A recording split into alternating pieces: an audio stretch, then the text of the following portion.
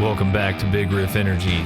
This is the making of Divided by Darkness, Part 2. So just a quick recap.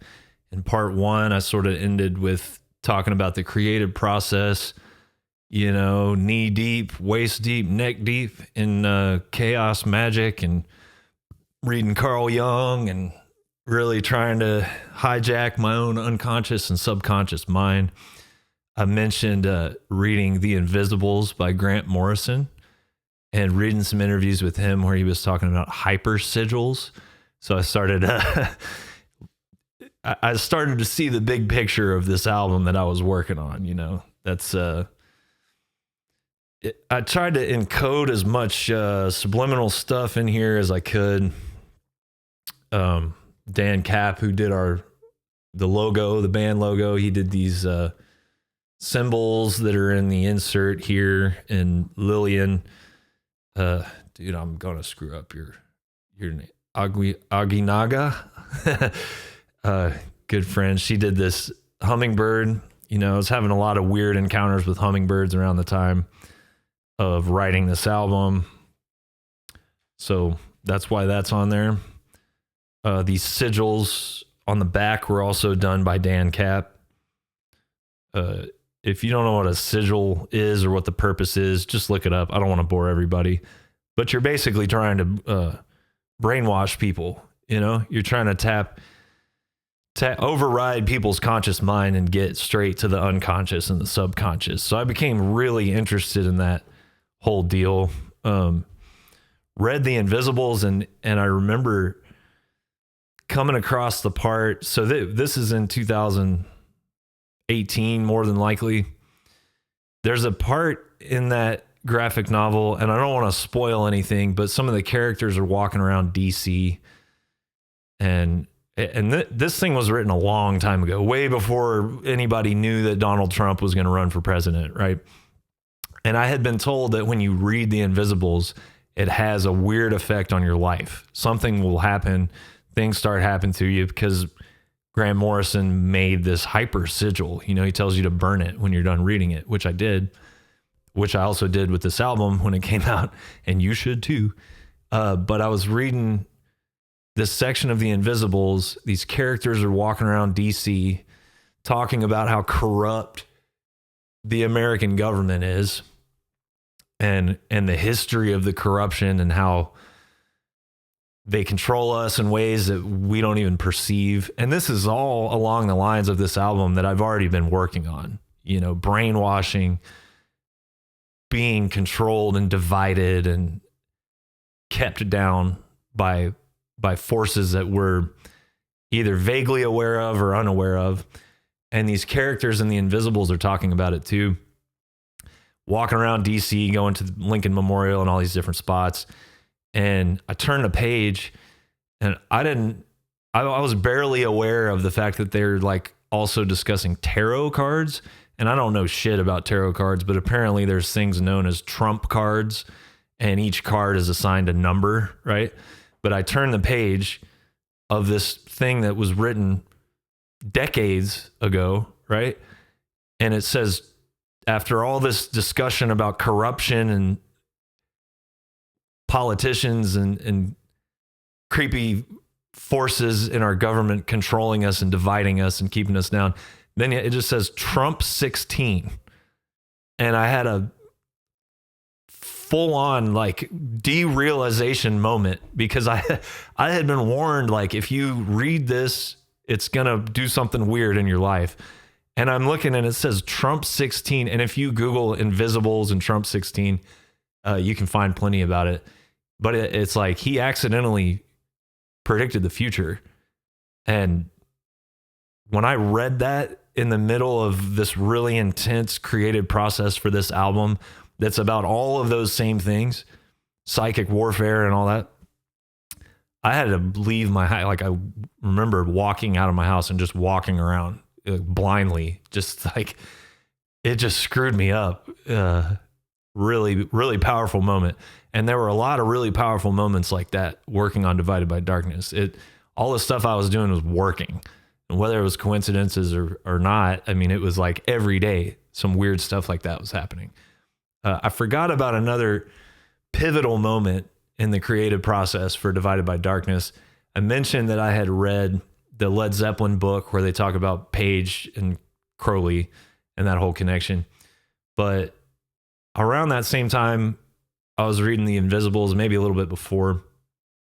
That show Mindhunter had just come out, the David Fincher show.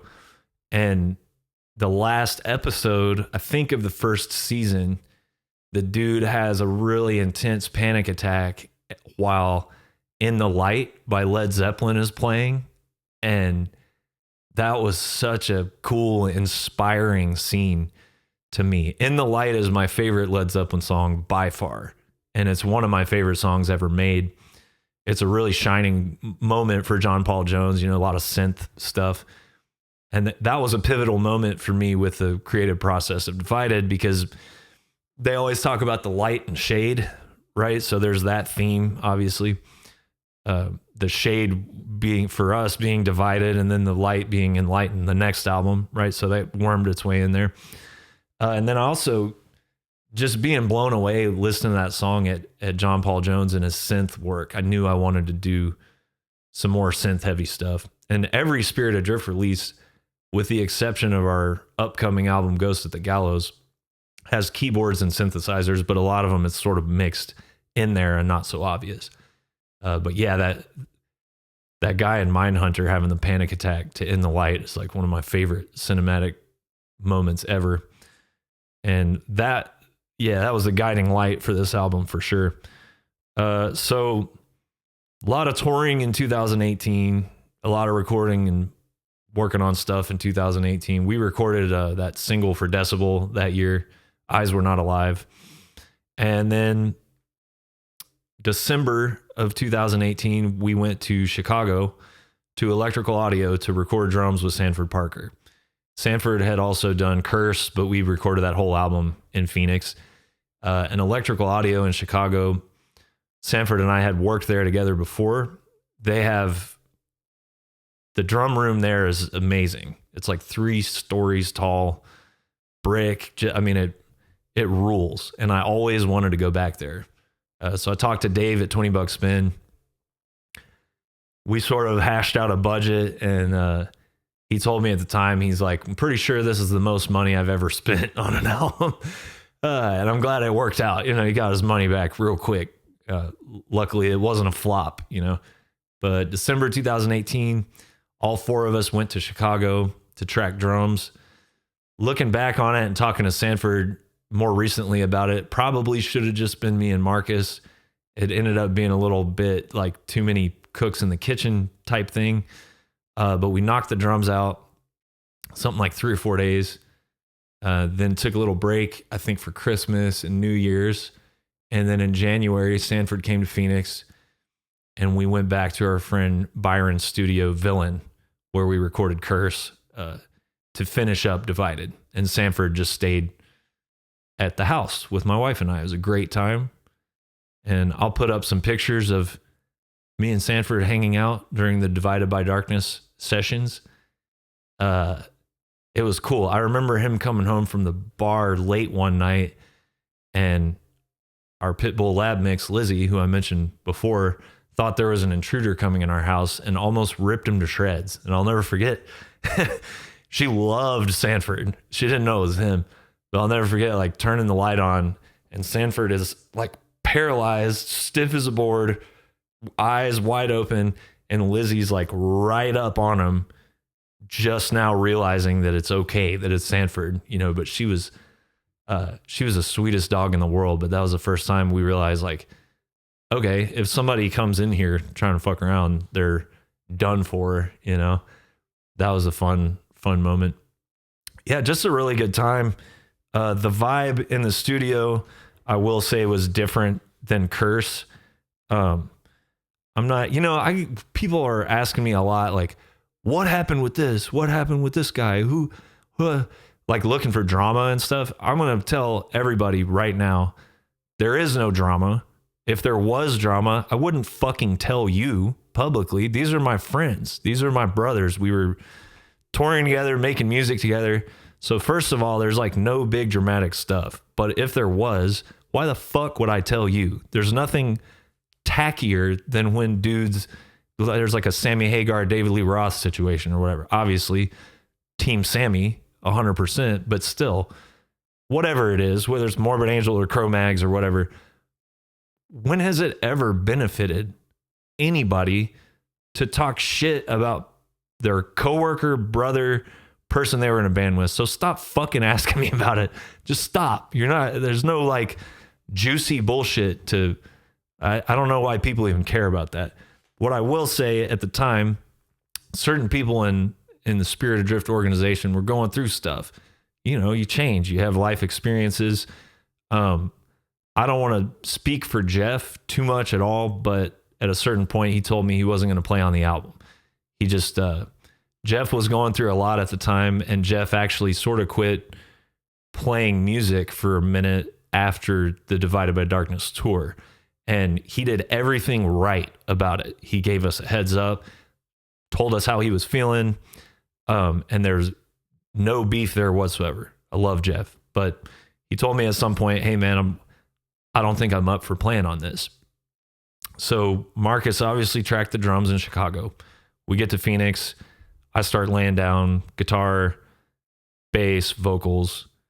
I don't have a lot of specific memories of the studio experience. I know it was me and Marcus and Sanford in there the whole time. Jeff was there a lot. Chase was coming in and out. Yeah, just as I mentioned before, there was a huge effort of pushing myself on the guitar. Whereas I was sort of, my approach to soloing on previous material was largely improvisational. Usually the way guitar solos would work for me is I'd like have a beginning of the solo that I knew I was going to do, and it's almost the same every time. And then the middle kind of does whatever, just improvising, and then I would have an end. That seems to be like my natural approach to playing guitar solos.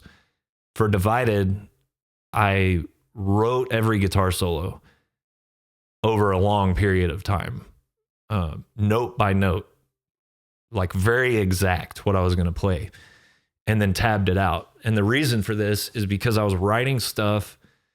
I remember reading an interview with Willie and Mark from Lamb of God back when Ashes of the Wake came out.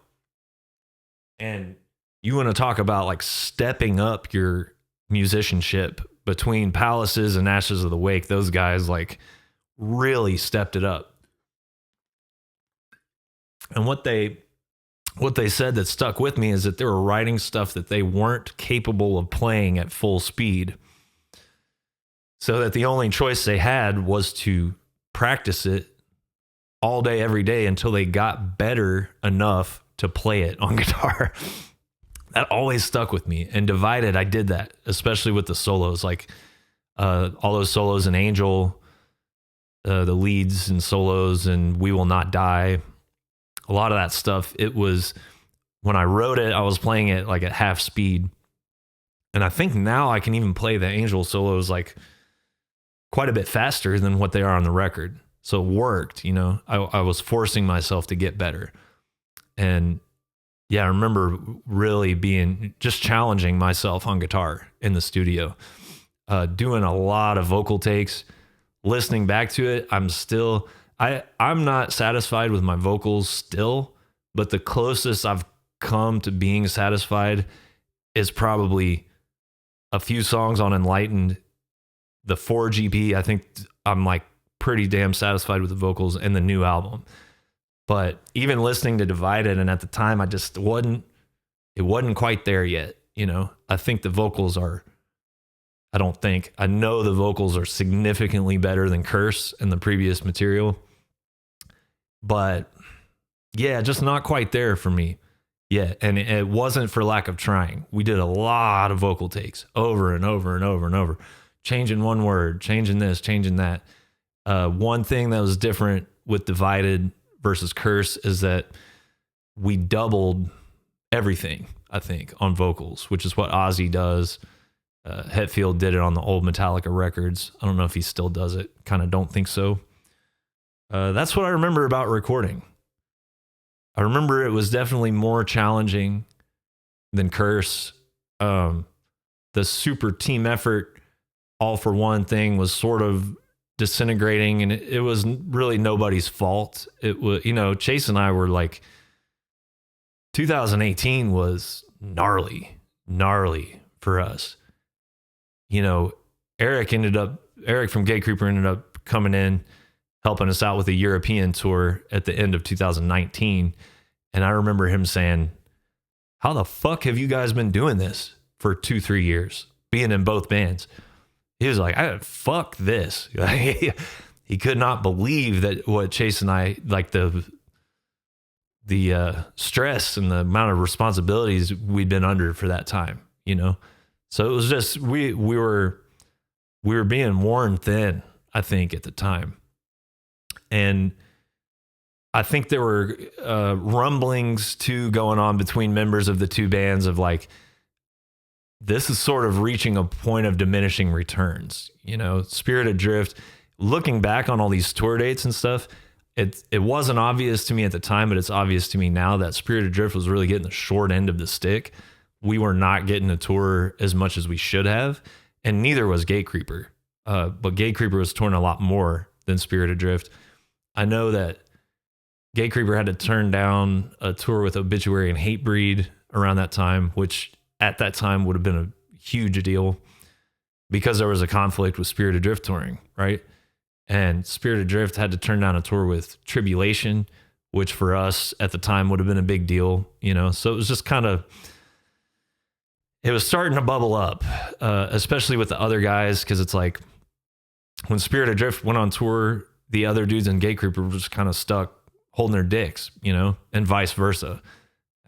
Meanwhile, me and Chase were getting to go out and play rocker like all year long for all of 2018. Then by the time we were recording Divided, it really seemed like things were kind of fracturing a little bit. But we got the record done. Preston Bryant came in for the first time, Marcus's brother, and helped us out with the synthesizers and stuff. And another favorite memory I have of the studio was writing out chord changes on a piece of paper. First of all, like figuring out what the chords were, because piano is my first instrument, but guitar, I just go by frets. I don't even think about or know what the notes are most of the time, especially with the weird drop tunings and stuff that we use. So I had to figure out the chords and like wrote the chord changes out on a piece of paper and sat next to Preston. And we did like a karaoke thing where I'd be like, point the pen at the chord he's on and then be like, okay, look at each other. Like, okay, now this one. And then it was a lot of fun, man. We really didn't have time to prepare any of that synth stuff, but Preston is such a gifted musician. He just came in and killed it. Then we mixed it. Sanford took it home, mixed it, got it mastered. Sent it in to Dave. Touring for Divided. Jeff had told us this was going to be his last tour with Spirit Adrift. And so that vibe was kind of different, It wasn't bad. Like I said, Jeff was going through a lot. I'm not going to speak for him personally, and I'm not going to say anything about that. Maybe he can come down here one day and we can talk about it if he wants to. But we did the album release show. Let me see. I think it was May. Let's see. Yeah, May 18th, Phoenix, Arizona. That was with Haunt and my old band, Take Over and Destroy. And then we toured the States once more. We did the West Coast with Haunt, and we did the middle of the country kind of like piecemeal. And then at some point, High Command met up with us. And that was a lot of fun, man. Here's the highlights I remember from that tour. So the first out-of-town show was San Diego, right? Brick by Brick. And there's a gas station sort of within walking distance of that venue. We took off walking. And as we approached the gas station, there was a big bag laying out by one of the pumps.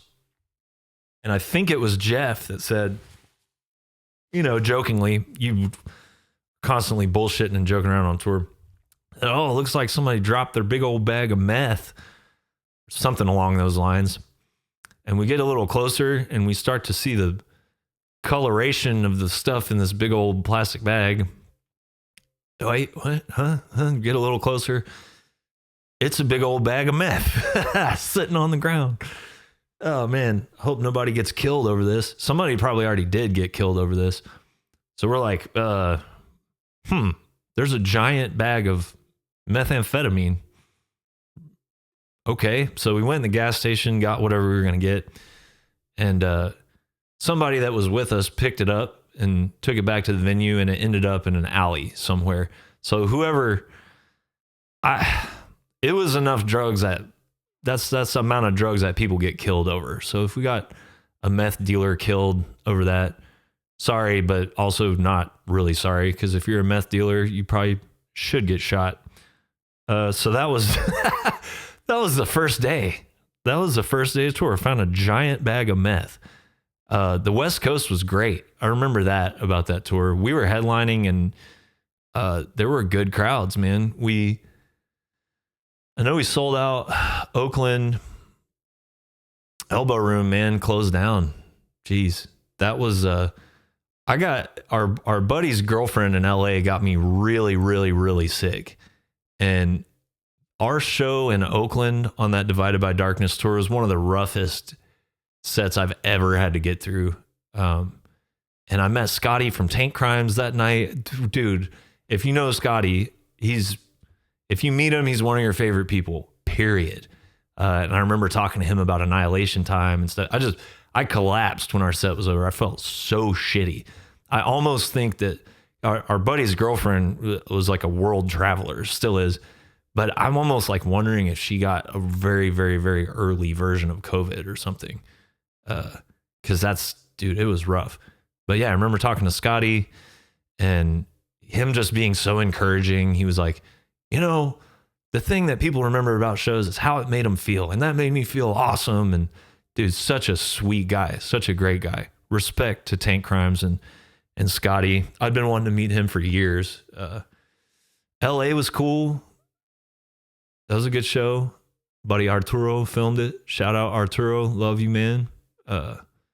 Portland, we sold out on a weekend.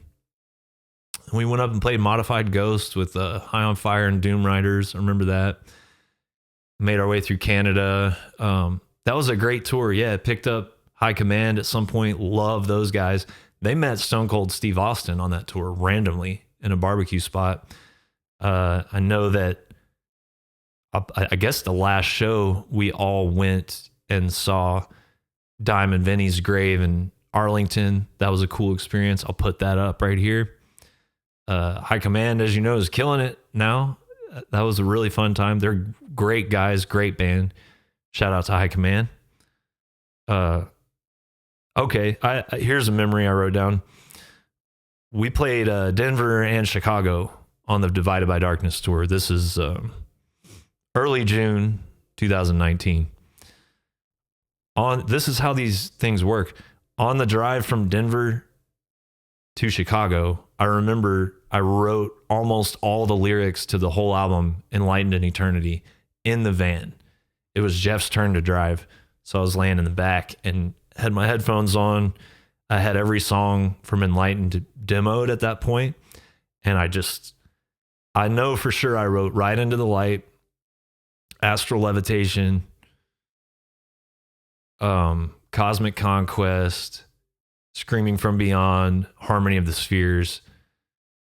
For sure wrote all the lyrics to those songs in that van ride. And I think I wrote some more lyrics to Enlighten on that tour. And I tweaked some of them, but the lyrics that I wrote on that drive, June 3rd, driving from Denver, Colorado to Sanford Parker's house where we were crashing in Chicago. Yeah, I wrote 5 or 6 songs worth of lyrics from Enlightened. And we're just now touring on Divided, right? So yeah, like I mentioned in the previous episode, I'm pretty sure when I turned in Divided, Dave at $20 Spin was like, when can I hear the next one?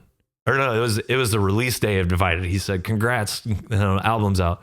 When do I hear the next one? I was like, right now. And I sent him all 8 songs from Enlightened and Eternity. Man,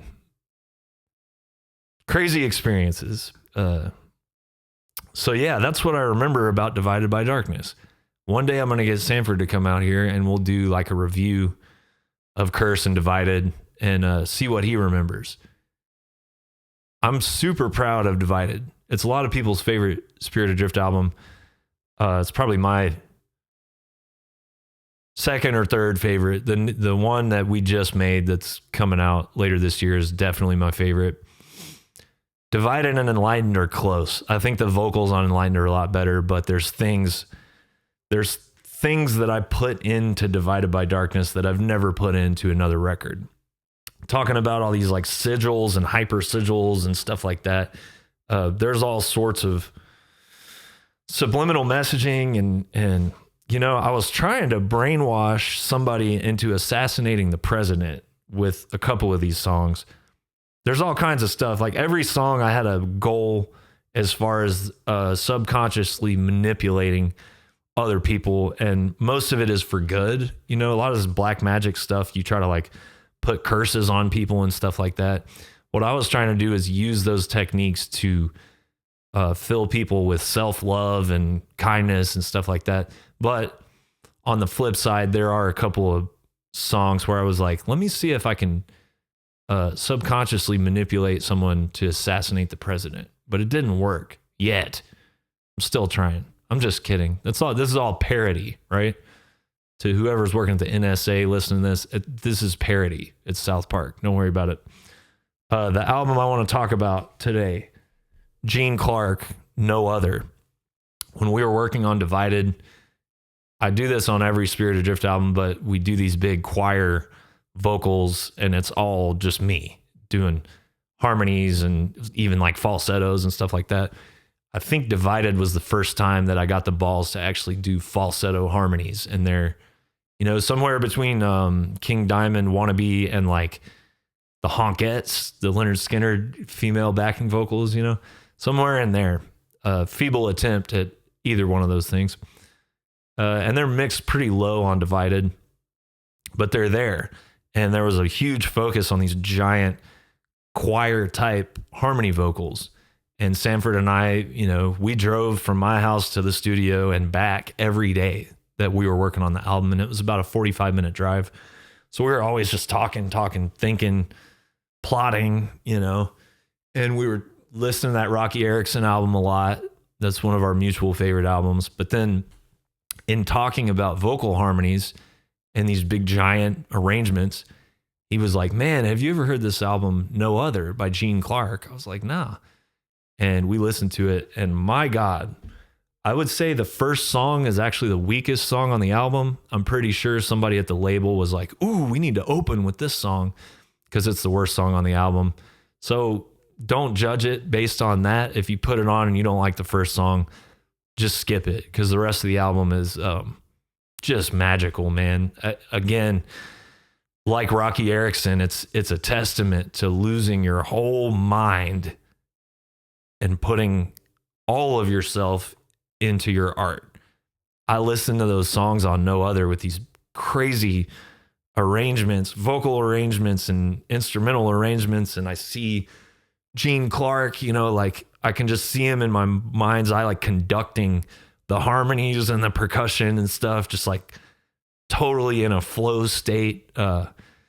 It's some of the most compelling psychedelic lyrics ever recorded, and haunting vocal performance that is the vibrational his voice is the vibrational representation of the words that he's singing, which are some of the most spiritually compelling, transformative lyrics that I've ever heard. It's Black Sabbath Sabotage has been my favorite album since I first heard it. No Other by Gene Clark is the only album I've heard since I was like 16. that has made me think, well, maybe this is my favorite album ever made. It's that good. Amazing. And, you know, I mentioned that working on Divided, there were a lot of creepy coincidences and unexplained things happening every day. Something that happened with this is Sanford told me about the album and we listened to it while we were working on Divided. And then I didn't get it. For whatever reason, I never bought a copy of it. And I really stopped listening to it until we were in Chicago on a tour. Might have been a Gate Creeper tour. I can't remember. I was at the gym and I had Spotify, like Buck Owens radio station playing or something like that. It might have been, it was a country radio station for sure. It might have even been like Ralph Stanley, bluegrass or something. So it was just playing stuff in that vein. And I swear I hadn't listened to this album really since the last time I'd been with Sanford. And then I'm in Chicago about to see Sanford and Spotify puts on a song from this album. And it was really only loosely connected to whatever genre I had on, right? And I lost it, man. I texted Sanford. I was like, holy shit, Spotify just randomly played that Gene Clark album. And hearing it again, I bought a copy immediately. And it's, yeah, one of the best albums ever made. Scary, subconscious, weird, psychedelic stuff represented in words and sounds. So that's all I can really remember about Divided. Yeah. If there's anything you wanted to know about this album that I didn't mention, hit me up, BIGRIFFENERGY@gmail.com. Oh, here's another random thing. I wrote Hear Her the day Dolores O'Riordan died, like in one sitting. That song's about her.